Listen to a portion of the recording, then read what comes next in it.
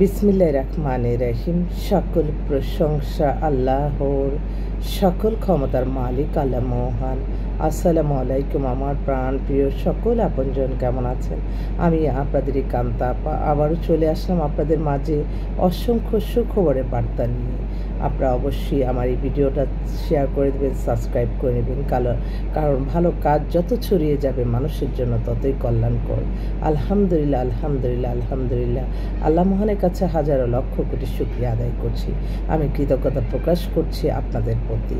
আপনাদের মায়া, মমতা, ভালোবাসায়, সাহায্য সহযোগিতায় এই প্রতিষ্ঠানটি পরিচালিত হচ্ছে। আমার সকল দেশ এবং বিদেশের সকল ভাই ও বোনদের প্রতি আমার রইল চিরকৃতজ্ঞতা, এবং আমি প্রতিটা ক্ষণ প্রতিটা মুহূর্তে প্রত্যেকের জন্যই দোয়া চাই। আমার আল্লাহর গড়ে, আমার মদিনা শরীফ, আমার প্রিয় নবীজি রওজা মুবারককে, আমার শাহজালাল শাহপরান মাজারে, আমার আজমির শরীফে, খাজা বাবার দরবারে। তো আমি চাই আপনাদের জীবনের যত কিছু চাওয়া পাওয়া সব কিছু আপনাদের পূরণ হবে শুধুমাত্র আল্লাহর সন্তুষ্টি লাভের আশায়। ইবাদত, বন্দিকি, নামাজ, রোজা, হজ, জাকাত, ওমরা পালন, ভালো কাজের মাধ্যমে আপনাদের জীবন মান পরিবর্তন হবে, ভালো কিছু হবে।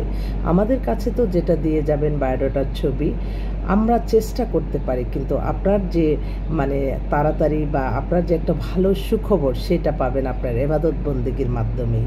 আমি এটা প্রতিটা সময় প্রতিটা ক্ষণ আমি বলবো, কারণ আমি নিজে যেটাতে উপকৃত হই আমি তো আমার মানুষকে বলবই, কারণ আমি আল্লাহর সৃষ্টির মানুষ প্রত্যেকেই আমার আপনজন আমি মনে করি।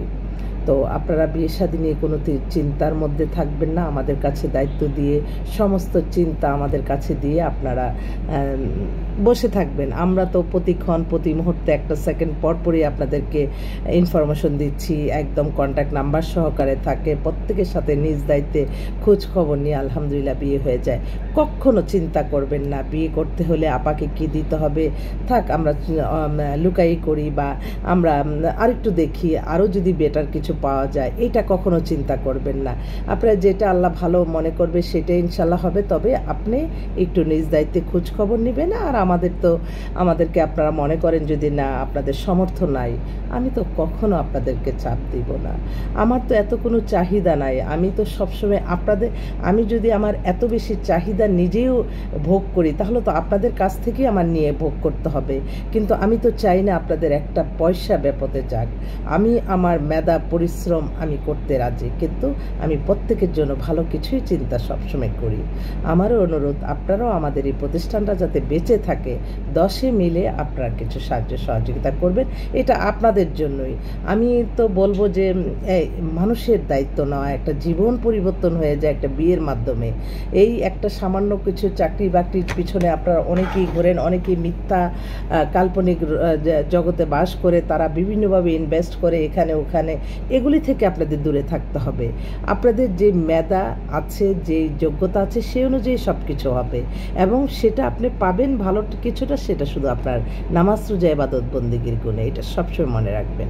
তো এই মুহূর্তে আসলে আমার এই 1 মিনিট আগে আমার এক ভাই বোন ফোন করছে, বললো যে আপা আমাকে ভুলে গেছো। আমি যে ভুলি নাই, কে যেন পরে ওর নাম বললো, ও সাভারে থাকে, ওর বয়সটা হচ্ছে এখন 46-এর মতো, বিধবা, হাজব্যান্ড মারা গেছে, এখানে নিজের বাড়িটারই আছে, মোটামুটি ভালোভাবেই চলে। তবে সে চাচ্ছিল একটু একটা ভালো একটা লোক, যে দেশে হোক বিদেশে হোক মোটামুটি সচ্ছল, দুজনে মিলে ভালো থাকবে এরকম একটা পাত্র। মেয়ে বিয়ে দিয়ে দিছে, কোনো ঝামেলা নাই। আরেকটা বোন, সেও বিধবা, যাত্রাবাড়ি থাকে, ওরও বয়স প্রায় 46-47-এর মতোই হয়েছে, ধার্মিক, ম্যাট্রিক পাস, ঘর সংসার করবে, হাজব্যান্ড মারা গেছে, এখানে নিজস্ব বাড়ি আছে, ভদ্র পরিবার, হিজাব পরে। অনেকে চায় না যে শুধু আমাকে সেবা, হাজব্যান্ডকে নিয়ে থাকবে, সংসার নিয়ে থাকবে, নামাজ রোজা ইবাদত বন্দিকে করবে, এরকম মানুষ। তো আমি আচ্ছা ঠিক আছে, আমি জানাচ্ছি। কারণ অফিসে অনেক লোক চলে আসছে, আমাকে এইমাত্র ফোন দিল। তো আমি আরও কিছু পাত্রীর কথা একটু বলে যাই তাড়াতাড়ি করে।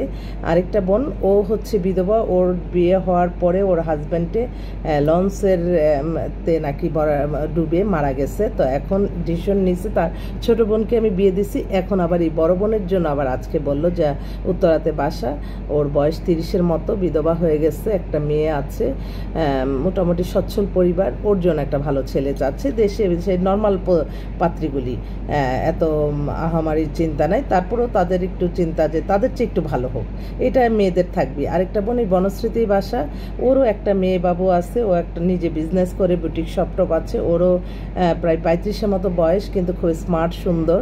তো একাই আছে, মাস্টার্স করা মেয়েটা, একাই আছে, বারবার ফোন দিতেছে আপু আমাকে একটা ভালো যে ছেলে বিবাহ করবে দ্রুত গতিতে সেরকম একটা পাত্র দাও। তা আচ্ছা ঠিক আছে। আরেক বোন তার 3 মেয়ের জন্য ডাকছে, বড় মেয়েকে বিয়ে দিচ্ছে, এখন এই 3টা মেয়েকে তার বিয়ে দেওয়ার দায়িত্ব দিচ্ছে। ধানমন্ডিতে বাসা, একটা মেয়ে হয়ে গেছে শর্ট ডিভোর্স, আর 2টাই মাস্টার্স করা, সবাই উপযুক্ত বিবাহযোগ্য।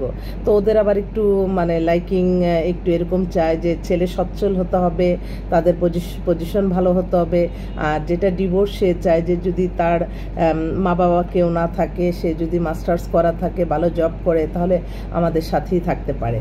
তো আসলে এক একটা মানুষের চিন্তাভাবনা এক এক রকম। তো যখন যেটা বলে আমরা সেটাই আপনাদের কাছে ডিসপ্লে করি। আমার এক ভাই ফোন দিচ্ছে আমেরিকা থেকে, দেখি কি বলে। আসসালামু আলাইকুম। হ্যালো। জি জি, কথা বলছিলাম কালকে, বুঝছেন?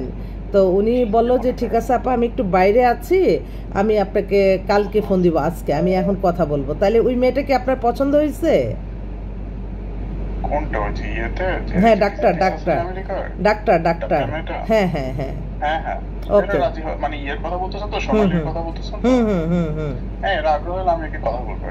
আচ্ছা ঠিক আছে ইনশাল্লাহ। তো ঠিক আছে, আমি তাহলে আপনাকে ফোন দিব। আপনি তো এখন আমেরিকায় না? আচ্ছা, আমি মেসেজ দিয়ে রাখবো। ওকে, ঠিক আছে, আল্লাহ হাফিজ। যাক, ওই বিয়ের সুসংবাদ যাতে আমি সবাইকে শোনালাম, যাতে আল্লাহ সকলের আশা পূর্ণ করে ইনশাআল্লাহ। তো এই তো আমি আবারও আসবো আপনাদের মাঝে। আর আমাদের মোবাইল নাম্বারটা বলে দিচ্ছি, 01971860261। এই নাম্বারে কল দিয়ে চলে আসবেন ইনশাআল্লাহ। সবাই ভালো থাকবেন। আসসালামু আলাইকুম।